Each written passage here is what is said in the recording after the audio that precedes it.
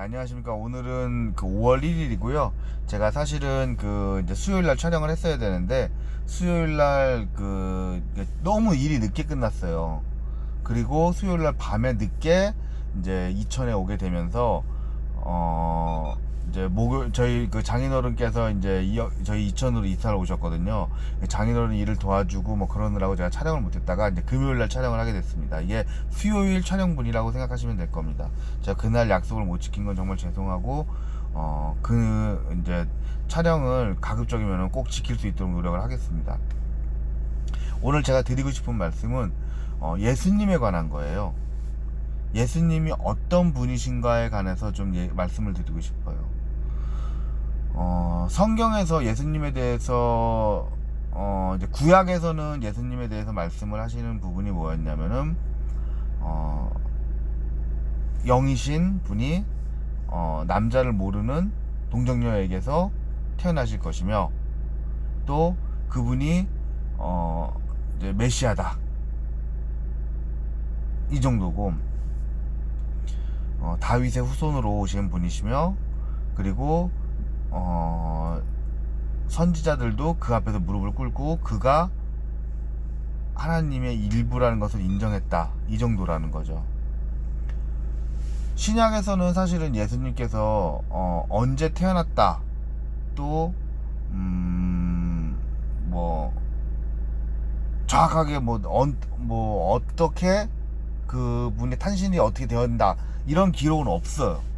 12월 25일도 따지고 보면은 로마에 있었던 로마인들이 모셨던 신들을 모시는 날이었죠. 당시 기독교인들이 그 날을 없애질 못하니까 그 날을 이제 본인들의 이제 날로 바꿔버린 거예요. 그게 이제 12월 25일이 돼버린 거죠. 그러니까 12월 25일이 예수님의 생일이라고 하는 근거는 어디에도 없습니다. 그거는 이제 분명히 아셔야 될 문제인 거고. 예수님께서 행하셨던 일들은 굉장히 많으시지만, 사실은 예수님의 출생에 관한 기록은 거의 없어요. 그리고 또 이제 우리가 알아야 될 게, 구약은 어차피 이제, 죄송합니다. 지금 12시에 제가 촬영을 하고 있는 거라, 구약이라고 하는 거는 어차피 정해져 있는 거예요. 문제는 신약인데, 신약이라고 하는 거는 사실은 그 이후에 성경 학자들이 모여서 논의하고 토론을 해서 어떤 것을 넣고 어떤 것을 넣지 말아야 될지를 결정한 것에 대한 종합본이에요. 그렇기 때문에 실제로 그 성경 그러니까 신약의 내용 중에서는 당시에 그 논했던 내용 중에서 어떤 신학자들은 넣어야 된다라고 얘기를 했던 것 중에서도 빠진 것들이 굉장히 많아요. 실제로 그래요. 예를 들면 뭐 막달라 마리아에 관한 내용이라든가, 아니면은 다른 그 성경의 내용들이 있거든요. 그런 것들에 대한 내용들이 되게 빠져 있는 것들이 많아요. 그리고 이제 성경을 갖다가 이제 우리는 이제 하나의 성경을 보고 있지만, 사실은 성경도 버전이 여러 개가 있어요. 그 성경의 버전에 따라서 예수님을 바라보는 시선이 틀려져요. 예를 들면 몰몬경 같은 경우에는 예수님을 하나님이 직접 보내신 영으로 보는 게 아니라, 그러니까 그냥 하나 희생양 같은 그런 느낌으로 바라본단 말이죠. 그러니까 이것들이 이제 차이가 있어요. 그러면은 저는 왜 예수님이 하나님의 일부분이며, 왜 그분이 이제 인류의 그 구원자라고 믿고 있는 거냐면, 하나님께서 내리신 독생자라고 저는 믿고 있는 거냐면은, 우선 모든 천사들이 그 앞에 무릎을 꿇었어요. 고개를 숙였죠. 이 내용 전에 그 전 내용을 먼저 말씀드려야겠네요. 우선 이제 이슬람교에서 얘기하는 것들이 좀 있는데, 이 이슬람교에서는 이제 사실은 그 신약 내용을 인정하지 않죠. 예수라고 하는 사람을 있었지만, 예수님이 있었지만 실제로 예수님이 대단한 그러니까 그 하나님의 아들이 아니라 그냥 선지자다 이렇게 얘기를 하고 있죠. 더 그러면 이제 선지자의 끝판은 무함마드다. 그래서 무함마드가 이끄는 그 이슬람 단체가 있는 거죠. 근데 이제 제가 이제 그 전에도 한번 말씀을 드렸지만, 그것이 왜 잘못됐냐면은 구약에 나와 있는, 구약에서 예언되어 있는 말에 맞는 사람은 예수님밖에 없어요. 무함마드는 그게 맞지가 않아요.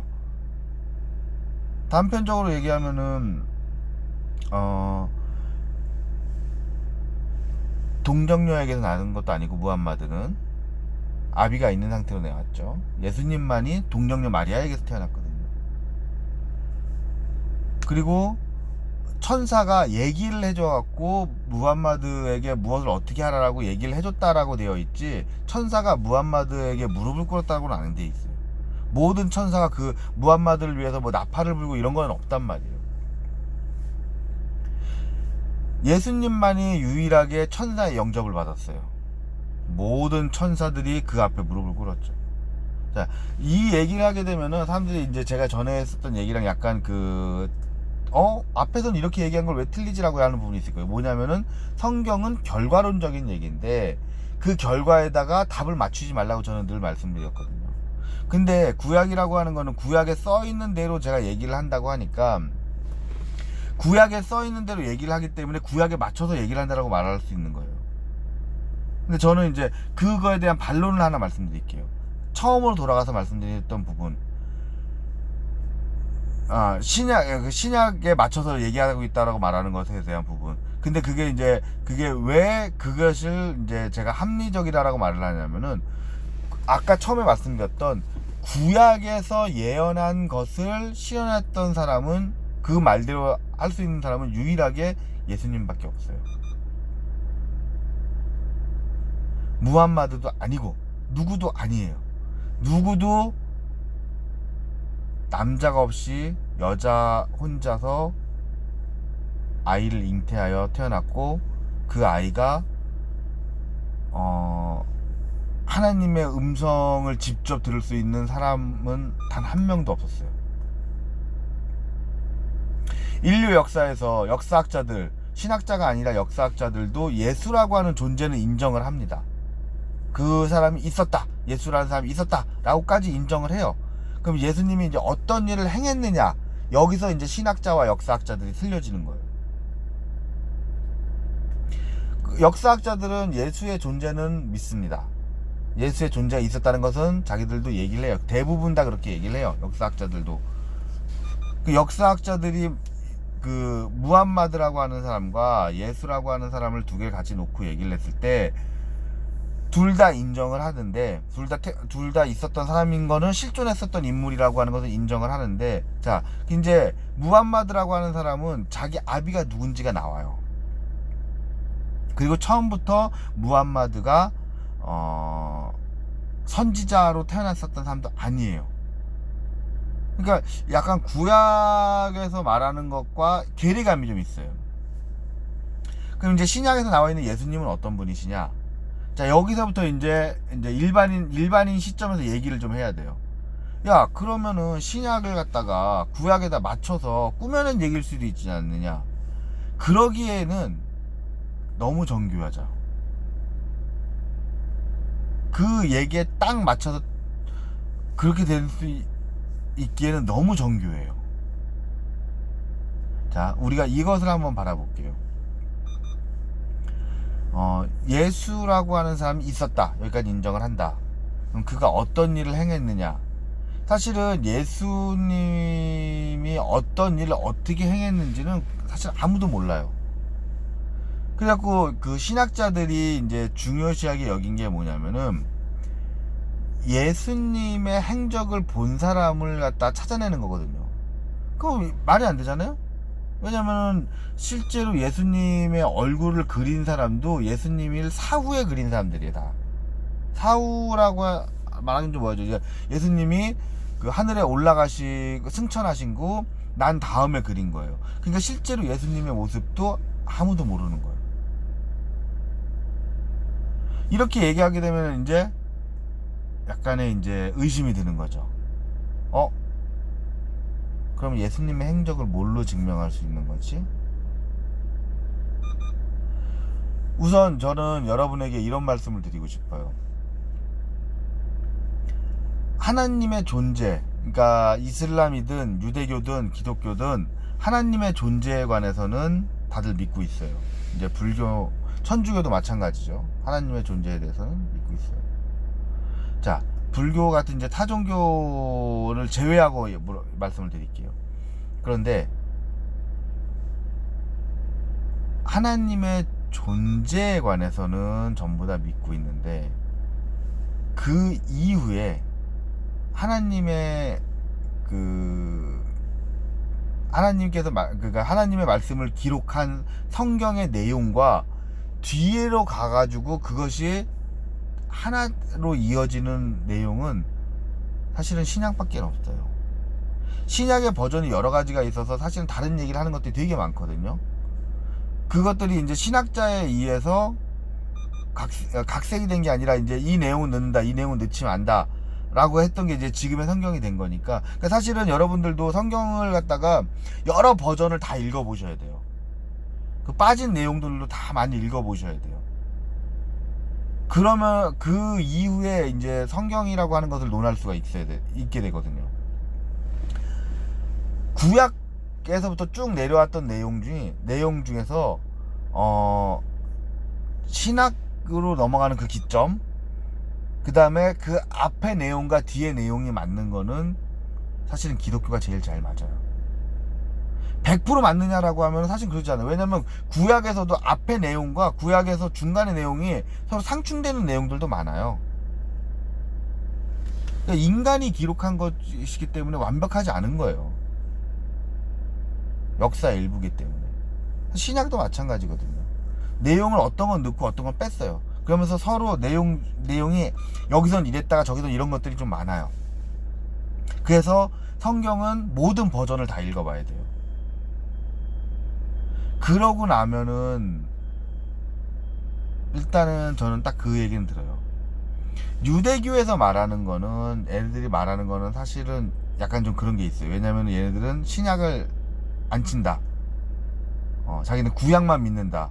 어떻게 보면은 그러면은 이제 그